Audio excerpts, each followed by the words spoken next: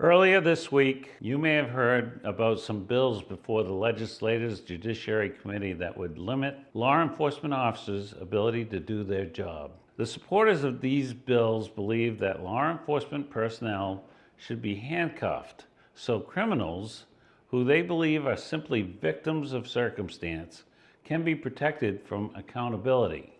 Hello, I'm Senator Scott Cyrway of Kennebec County, and I have the honor of representing the citizens of Senate District 16, and I sit on the Criminal Justice and Public Safety Committee. I served over 30 years as a sheriff's deputy and corrections officer, and I know from personal experience that the mission of Maine's law enforcement professionals is keeping Mainers safe and protecting them. Often this requires collaboration called mutual aid between local, county, state, and federal law enforcement. This cooperation is crucial for departments to fulfill the public safety needs of the communities they serve.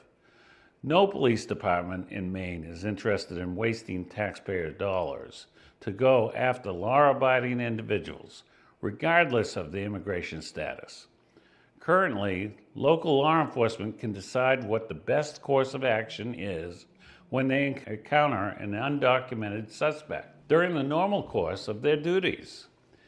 This bill, heard by the Judiciary Committee, would require police to turn a blind eye when they encountered undocumented suspects, regardless of what criminal activity they may be engaged in.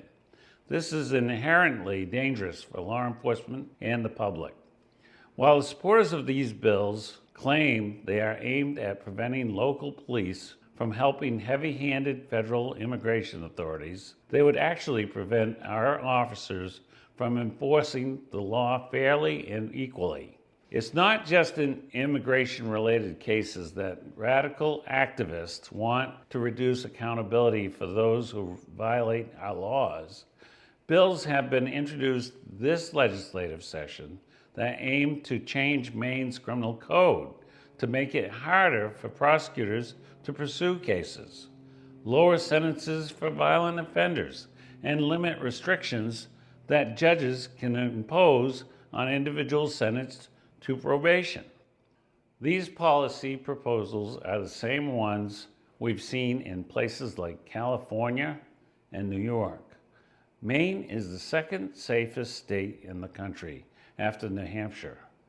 We should not take the path of these states to lower accountability for our criminals and decrease the safety and quality of life for our law-abiding Mainers. Again, this has been Senator Scott Cyrway thanking you for listening, and enjoy your Memorial Day weekend.